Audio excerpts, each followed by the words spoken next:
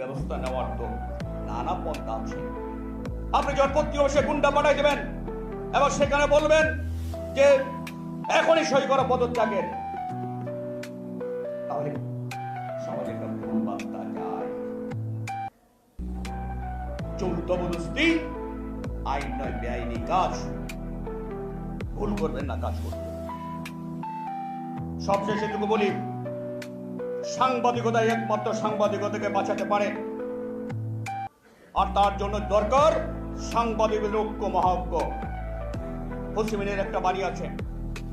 Ho Chi Minh কঙ্গুর রাষ্ট্র ভিয়েতনামকে একটা slogan দিয়ে ঐক্যবদ্ধ করেছে আজকে উন্নয়নের উচ্চ শিখরে। তার স্লোগান ছিল কি?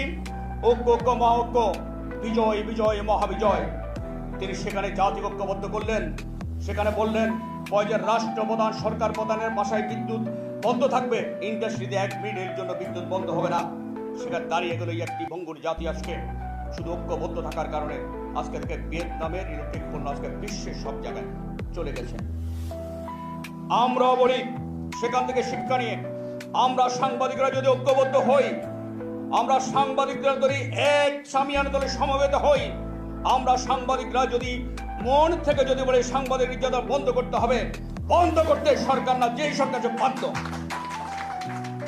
একথা বলতে আমার দ্বিধা নেই। আমরা তো ফেসিবাদকে উৎসাহিত করেছি। এই সাংবাদিকরা যদি সেদিন ফেসিবাদের পক্ষে না থাকতো, এই সাংবাদিকরা যদি সেদিন তোষামতি না হতো, দলদাসে পরিণত না হতো, টিভির লাইসেন্স নেওয়ার জন্য কিংবা অর্থবিদ্যার মালিক হওয়ার জন্য যদি ফেসিবাদের পদলেহন না করতো, শেখ হাসিনা স্বৈরাচার হতে পারতো না, শেখ হাসিনা মহাস্বৈরাচার হতো না, শেখ হাসিনা ফেসিস্ট হতো না। এর জন্য বহুলাংশে আমরা সাংবাদিকরাও দায়ী। এখান থেকে আমাদের শিক্ষা নিতে হবে। সবশেষ বলি, সদাকে সদা, কালোকে কালো বলতে হবে, এটাই হচ্ছে সাংবাদিকতা। সত্যকে মানুষ জনগণের সামনে তুলে আনতে হবে। মনে রাখবেন, সাংবাদিকতা শ্রেণীর একটা পেশা নয়, এটা একটা মিশন, এটা একটা মিশন। এই জায়গা থেকে যেনই আমরা বিচ্যুত না হই। ইনশাআল্লাহ আমরা আগামীতে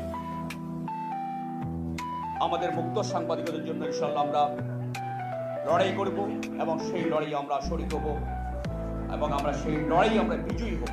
এই পত্র শেষ করছি। আপনাদের সবাইকে অগণন ধন্যবাদ।